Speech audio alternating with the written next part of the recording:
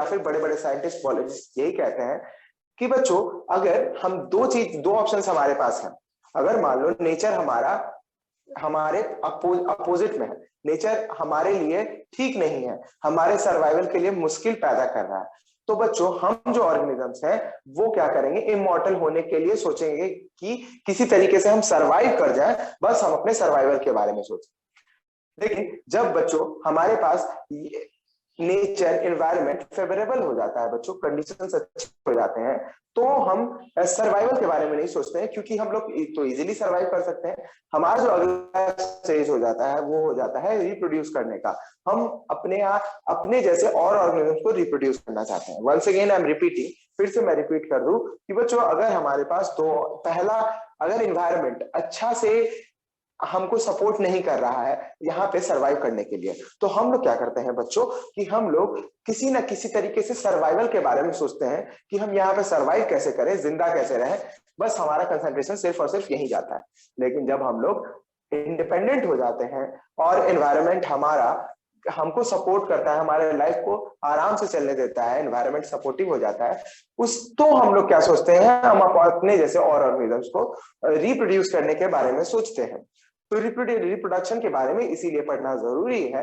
आप सभी देख रहे हो कि पृथ्वी जो है, अर्थ का एटमॉस्फेयर एनवायरनमेंट इतना बढ़िया है हमारे लाइफ के सर्वाइवल के लिए कि बच्चों हम लोग कंटिन्यूअसली रिप्रोड्यूस करते जा रहे हैं। और अभी हमारे पॉपुलेशन की भी बात करें तो अब पॉपुलेशन हमारा बहुत बढ़ चुका है। ठीक है, कारण यह है क्योंकि यहाँ का जो एनवायरनमेंट है, यहाँ का जो नेचर है, हमको सपोर्ट करता है, हमारे लाइफ को सब ग्रो करने में सपोर्ट करता है काफी। इसके आगे बढ़ते हैं बच्चों, अगर हम लोग बात करें रिप्रोडक्शन प्रोसेस क्या है, तो फिर से मैं बता दूं, एक स्पीसीज जब अपने जैसे नए स्पीसीज को जन्म देता है, जिस प्रोसेस के हेल्प से, उस प्रोसेस को हम लोग रिप्रोडक्शन कहते हैं। Let's move. सबसे पहले इस रिप्रोडक्शन की जरूरत क्यों पड़ी, ये रिप्रोडक्शन जरूरी क्यों है लोगों के लिए, ये समझते हैं। तो बच्चों ये एक क्वेश्चन है, एनसीईआरटी के बुक में भी आपको देखने को मिल जाएगा और काफी कॉमन क्वेश्चन है कि रिप्रोडक्शन क्यों जरूरी है। उसको समझने से पहले आपको मैं क्लास 3-4 में ले जाना चाहूंगा, जब बच्चे हम लोग बात करते थे कि कौन लिविंग ऑर्गेनिज्म है, कौन नॉन लिविंग ऑर्गेनिजम्स है। तो लिविंग ऑर्गेनिज्म जो होते हैं वो ग्रो करते हैं, लिविंग ऑर्गेनिज्म जो होते हैं वो बच्चे मूव करते हैं, मूव स्टिमुलस दिखाते हैं। उसमें एक पॉइंट ये था कि लिविंग ऑर्गेनिज्म जो है वो रिप्रोड्यूस करते हैं, लिविंग ऑर्गेनिजम्स रिप्रोड्यूस करते हैं, एक पॉइंट वहां पे ये था। ठीक है, इसके आगे बढ़ते हैं बच्चों, रिप्रोडक्शन जरूरी क्यों है, अब इस क्लास में हमको पढ़ना होगा। तो सबसे पहली बात बच्चों, रिप्रोडक्शन जरूरी इसलिए है क्योंकि इससे प्री अडेप्टेशन होता है। हमारा एनवायरनमेंट दिन प्रतिदिन हर दिन चेंज कर रहा है, हर दिन कुछ ना कुछ चीजें बदल रही हैं, उस हिसाब से हमको अकोमोडेट और सरवाइव करना पड़ता है। तो बच्चों जब नए बच्चों का जन्म होता है तो उनमें कुछ कुछ खास प्रॉपर्टी होती हैं जो पेरेंट्स से थोड़ी सी बहुत माइन्यूट स्तर पे उसमें अंतर रहता है। हमारे पेरेंट्स किसी चीज को सरवाइव नहीं कर सकते हैं, तो वो सर्वाइवल टैक्टिक्स जो बच्चा है वो जन्म लेके पैदा होता है, उसमें ये कैरेक्टर डेवलप हो जाता है। जैसे कि हमारे एंसेस्टर्स की बात करें तो हमारे एंसेस्टर्स माना गया है बच्चों, आप देखते होंगे हमारे एंसेस्टर्स एप्स हैं। ठीक है, तो एप्स की बात करें या फिर कह लो कि मंकीज की बात कर ले, तो उनसे हमारा रिजेम्बलेंस है, काफी ज्यादा मिलते जुलते हैं। लेकिन आज हम इतना आगे निकल चुके हैं, क्यों? क्योंकि हमारे डीएनए में कंटिन्यूअसली थोड़ा वेरिएशन आता चला गया है। वो भी पॉइंट है यहाँ पे। सबसे पहले तो प्री अडेप्टेशन, समय से पहले हम अडेप्ट कर जाते हैं, जो हमारा बेबी वो अडेप्ट कर जाता है एनवायरनमेंट के हिसाब से रहने के लिए। This is the reason pre adaptation is important and it takes place in the process of reproduction. Reproduction के दौरान ये होता है। दूसरा, इंडिविजुअलिटी, किसी भी स्पीसीज की इंडिविजुअलिटी डिपेंड करती है उसके बेबीज पे। जिन भी स्पीसीज के बेबीज हो रहे हैं उनकी इंडिविजुअलिटी उन पे डिपेंड करती है, वो अकेला सरवाइव कर सकता है कि नहीं कर सकता है, ये सारी बातें रिप्रोडक्शन डिटरमाइन करता है और इंडिविजुअलिटी इसीलिए important. Third point, evolution. Reproduction जरूरी है एवोल्यूशन के लिए। लोग ग्रो करते हैं, आगे बढ़ते हैं, हमारे शरीर में चेंजेस आते चले जाते हैं। जैसे कि हमारे शरीर में पहले पूंछ हुआ करता था, आज हमारे शरीर में पूंछ नहीं है। ये किसका रिजल्ट है? ये एवोल्यूशन का रिजल्ट है बच्चों। तो एवोल्यूशन के लिए भी रिप्रोडक्शन जरूरी है। इन सभी को हम लोग को काफी डिटेल में पढ़ना है। द नेक्स्ट थिंग इज बच्चों, स्ट्रगल फॉर एग्जिस्टेंस। बच्चों आप सभी जानते हो दैट इस पृथ्वी पे सरवाइव करने के लिए हमको स्ट्रगल करना होता है। हम लोग इन्वायरमेंट से कंटिन्यूअसली स्ट्रगल कर रहे होते हैं, लड़ रहे होते हैं। हम अभी तुम देख रहे हो घर के अंदर है, इमेजिन करो जब हम घर के बाहर हो और या फिर जंगल में हो, तो हमको सरवाइव करने के लिए हमको नेचर से फाइट करना होगा, स्ट्रगल करना होगा, लड़ना होगा नेचर से, तब जाके हम सरवाइव कर पाएंगे। तो रिप्रोडक्शन के दौरान बच्चों जब भी वेरिएशन आता है, चीजें बदलती हैं, नए बच्चों में वो थोड़ा थोड़ा टैक्टिक्स आता है, और स्ट्रगल फॉर एग्जिस्टेंस किसी भी स्पीसीज के सर्वाइवल के लिए जरूरी है कि वो रिप्रोड्यूस करे। इन केस वो रिप्रोडक्शन भूल जाता है, रिप्रोडक्शन नहीं करता है, तो बच्चों उसकी स्पीसीज इस पृथ्वी से साफ हो जाएगी, एक्सटेंट हो जाएगी, खत्म हो जाएगी, जैसा कि बहुत सारे स्पीसीज के साथ हो भी चुका है। उनकी पॉपुलेशन कंटिन्यूअसली कम होती चली गई और एक समय आया है जब वो खत्म हो चुके हैं। अब हम चाहेंगे उनको फिर से रिवाइव कराना तो बहुत मुश्किल है, इम्पॉसिबल की तरह बात हो जाती है। नेचुरली ऐसा करना इम्पॉसिबल हो जाता है। इंप्रूवमेंट ऑफ वेराइटीज, जैसे जैसे नए ऑर्गेनिजम्स रिप्रोडक्शन के बाद आते हैं तो उनमें अलग अलग वेराइटीज होती हैं, अलग कुछ ना कुछ नई वेरिएशंस के साथ उनका जन्म होता है। दिस इज द रीजन बच्चों reproduction is very much important. अब बच्चों अगर हम बात करें रिप्रोडक्शन के मोड की, तो इसके दो मोड्स होते हैं। बचपन से आप पढ़ रहे हो, एसेक्सुअल मोड ऑफ रिप्रोडक्शन और सेक्सुअल मोड ऑफ रिप्रोडक्शन। बच्चों हम लोग यहाँ पे डिस्कस करेंगे asexual mode of reproduction. Asexual mode of reproduction क्या होता है? तो बच्चों अगर हम बचपन की डेफिनेशन की बात करें, क्लास 8 की डेफिनेशन की बात करें, तो the type of reproduction which does not involve the involvement of two parent, जिसमें दो पेरेंट्स की जरूरत ना पड़े, उस तरह के रिप्रोडक्शन को हम लोग कहते हैं एसेक्सुअल रिप्रोडक्शन। सुनिएगा ध्यान से, बहुत गौर से सुनिएगा।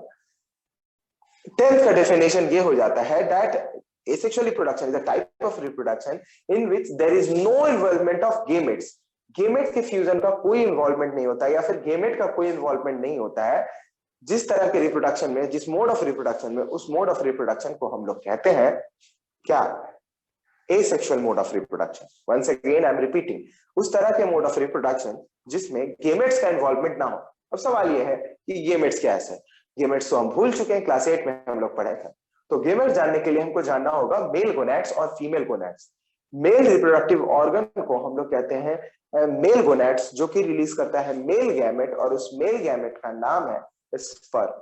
ठीक है, फिर से गैमेट की अगर हम बात करें, तो फीमेल गोनैड्स की बात करें तो फीमेल गोनैड्स भी है फीमेल रिप्रोडक्टिव ऑर्गन। वो रिलीज क्या करता है?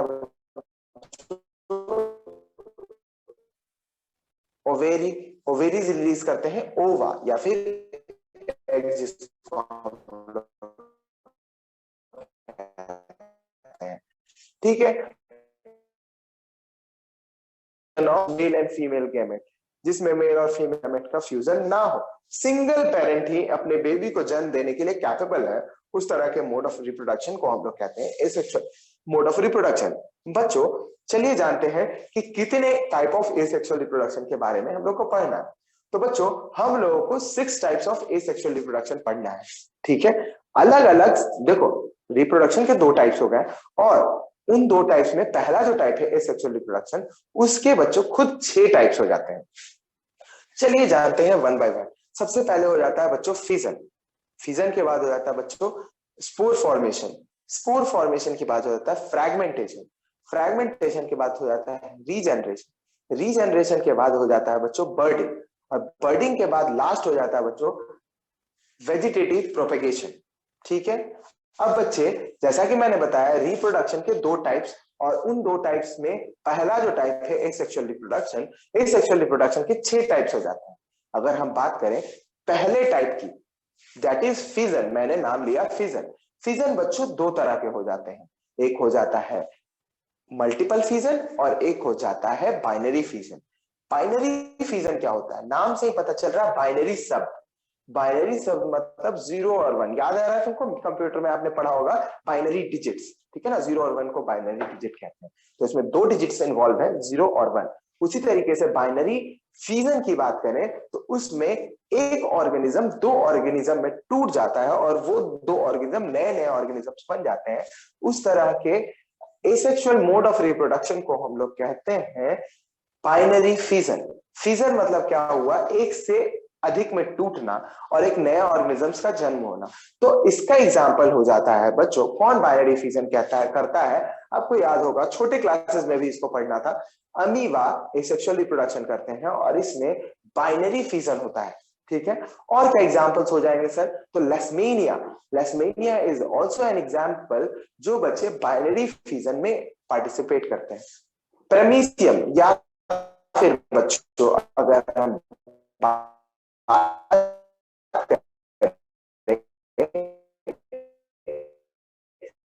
तो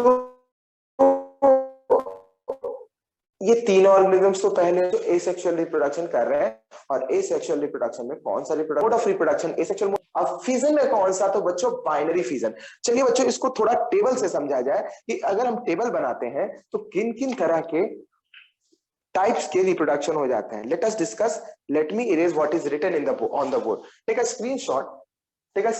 ये वाला क्वेश्चन जरूरी है। Why, what is the importance of reproduction? क्या क्यों जरूरत पड़ता है इसका? ये जरूरी है। बुक्स में आपको आंसर तो मिलेंगे ही, लेकिन ये काफी शॉर्ट में मैंने 5 पॉइंट लिखा दिया है। 5 पॉइंट जरूरी है, और आप सभी को पता है कि आपका एग्जाम तो सब्जेक्टिव होने वाला है, तो सब्जेक्टिव को ध्यान में रखते हुए इस तरीके के पॉइंट्स जरूरी हैं। चलिए I am erasing the board बच्चों। फिर हम लोग एक चार्ट की बात करेंगे, ठीक है ना, जिसमें हम लोग चार्ट, खाने वाला चार्ट नहीं, सबके मुंह में पानी नहीं आना चाहिए, ठीक है। सर बोर्ड तो विजिबल ही नहीं है। लो, अब हम मिटा दिए तब बोल रही हो, अब मिटा दिए सर तो तब आप बोलती है रुके कहाँ, पल्लवी। आप तो पढ़ा रहे थे। हाथ रेस करती ना।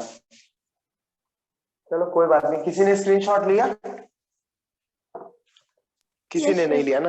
मेरा लिखा लिया है नहीं ली तो सर, लिए। ठीक है। आप सभी को बोर्ड विजिबल था ना clearly? Yes sir. Yes sir.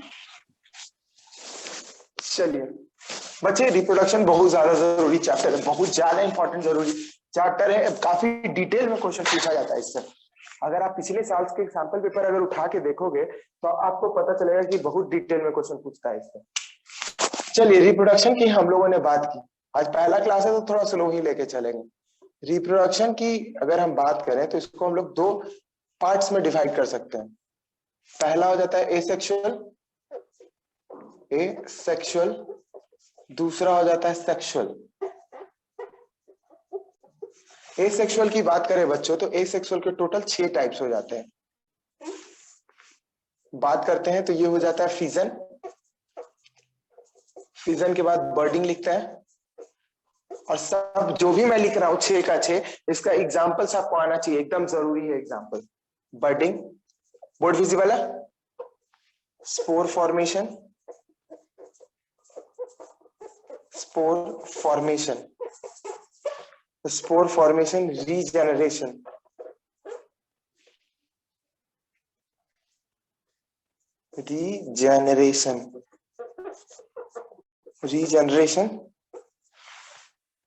Fission, budding, spore formation, regeneration, fragmentation,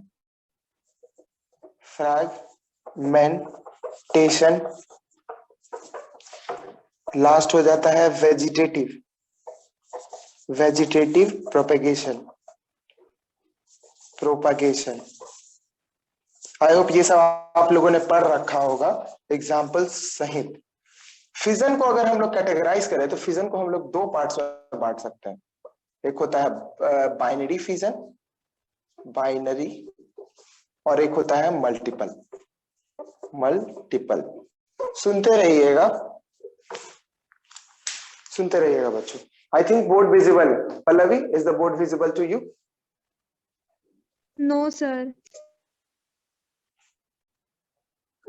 is there any other शायद मेरा स्टूडेंट? नेटवर्क।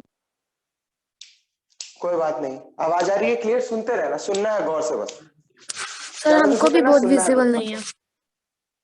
डोंट वरी, सुनिएगा ध्यान से, आपको सुनना है अच्छे से, बस सुनते रहिएगा। यानी कि हम सामने रहे तो आप लोग कोई प्रॉब्लम नहीं है, क्योंकि बोर्ड तो विजिबल है नहीं, सर भी विजिबल नहीं होंगे। सबसे पहले हम लोग बात कर रहे थे अगेन एसेक्सुअल रिप्रोडक्शन की। एसेक्सुअल रिप्रोडक्शन में पहला जो टाइप हम लोग डिस्कस कर रहे हैं, दिस इज फिजन। और फिजन के टाइप्स हो जाते हैं बाइनरी और मल्टीपल फिजन। बाइनरी फिजन की बात करें तो बाइनरी फिजन के एग्जांपल्स हो जाते हैं। बाइनरी फिजन को कौन फॉलो करते हैं? बाइनरी फिजन को फॉलो करते हैं बच्चों अमीवा, पैरामीशियम, लेशमेनिया, ये 3 एग्जांपल्स हैं जो आपको याद रखने हैं। बाइनरी फिजन बच्चों प्रोसेस इसकी अगर प्रोसेस की बात करें तो बाइनरी फिजन 2 तरीके से होता है या फिर 3 तरीके से भी कह सकते हो तुम। 2 तरीके से होता है। पहला होता है वर्टिकल बाइनरी फिजन, दूसरा होता है हॉरिजॉन्टल बाइनरी फिजन, तीसरा होता है ट्रांसवर्स बाइनरी फिजन। ठीक है, काफी आसान है, इसमें कुछ जानना नहीं है कुछ खास आपको। अगर हम अमीवा की बात करें, अमीवा की बात करें तो छोटे क्लासेस में आप लोगों ने पढ़ा होगा कि ये एक अमीवा है। सपोज सबसे पहले इसके न्यूक्लियस स्प्लिट करते हैं, न्यूक्लियस स्प्लिट करते हैं, फिर क्या होता है बच्चों, न्यूक्लियस पूरी तरीके से स्प्लिट कर जाते हैं, न्यूक्लियस पूरी तरीके से स्प्लिट कर जाते हैं। जब 2 न्यूक्लियस बन गया तो इसका साइटोप्लाज्म भी 2 अलग अलग पार्ट्स में डिवाइड हो जाता है और ये हमारा बनता है बच्चों 2 अलग अलग अमीवा। तो देखो चूंकि ये इस तरीके से हॉरिजॉन्टली हो रहा है तो इसको हम लोग कहते हैं हॉरिजॉन्टल बाइनरी फिजन। एक होगा वर्टिकल, वर्टिकल में क्या होगा बच्चों कि बच्चों ये हॉरिजॉन्टली जो टूटा है ये वर्टिकली टूटेगा। ठीक है, ये वर्टिकली टूटेगा। अगर हम यहां पे बात करें ये वर्टिकली टूटेगा। ठीक है, और वर्टिकली टूटने कुछ इस तरीके से होगा, वर्टिकल काम होगा तो हम लोग वर्टिकल बाइनरी, हॉरिजॉन्टल होगा तो उसको ट्रांसवर्स या फिर horizontal reproduction, horizontal binary fission बोलेंगे। आपको ये पढ़ा हुआ है, आई होप कि आप इसको पढ़ चुके हो पहले से। अगर मल्टीपल फिजन की बात करें तो मल्टीपल फिजन कौन करता है? Do you have any idea? आपने तो उसको Yes, sir. मलेरिया, तो बीमारी मलेरिया। कौन मल्टीपल फिजन करता है? Perfect, Plasmodium. और ये क्या है बच्चों, माइक्रो ऑर्गेनिज्म में कौन है? बैक्टीरिया, फंगी, प्रोटोजोआ, क्या है, वायरस, क्या है ये प्लाज्मोडियम?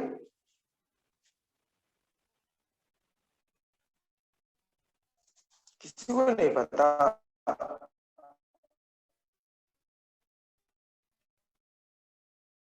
तो है ही है प्रोटोजोअन। ठीक है, पैरासाइट साथ में प्रोटोजोअन, ध्यान देना दोनों साथ में। बच्चों वापस आते हैं यहाँ पे, हम लोग बात कर रहे हैं मल्टीपल फिजन की। मल्टीपल फिजन बाइनरी में क्या हुआ, 1 से 2 में टूटा, मल्टीपल में 1 से 1000 में टूट जाए, 1 से 1000 बनेगा तो उसको हम लोग कहेंगे मल्टीपल फिजन। मल्टीपल फिजन का एग्जाम्पल हो जाए प्रोटोजोअन भी है। ध्यान रखो बच्चों कि प्लाज्मोडियम जो है ये कैरी करता है कौन सा मच्छर, कौन सा मच्छर ये कैरी करता है, यही क्वेश्चन रहेगा। Sir Anopheles. Female Anopheles mosquito carries this protozoa called plasmodium. Plasmodium को कैरी करने का काम फीमेल एनोफिलीज मॉस्किटो करती है। और बच्चों जब ये हमारे शरीर को डंक करती है, में से खून चूसती है, ये उगल देती है एक आध ये माइक्रोब हमारे शरीर के अंदर। और माइक्रोब क्या करता है, मल्टीपल फिजन करता है और 1 से 1000 होता है और वो 1000 से 1000 हो जाता है। तो इमेजिन कर सकते हो हमारे शरीर में ये कितनी तेजी से बढ़ता है। दिस इज द रीजन हम तुरंत बीमार पड़ जाते हैं और बीमार पड़ते ही चले जाते हैं और हमें वो बीमारी एक बीमारी होती है। इसी के कारण इस बीमारी को हम लोग मलेरिया कहते हैं। ठीक है, तो मलेरिया किस माइक्रो ऑर्गेनिजम्स के द्वारा हो रहा है? तो it is occurring with the help of a micro organism called Plasmodium. और प्लाज्मोडियम का मोड ऑफ रिप्रोडक्शन है एसेक्सुअल मोड ऑफ रिप्रोडक्शन।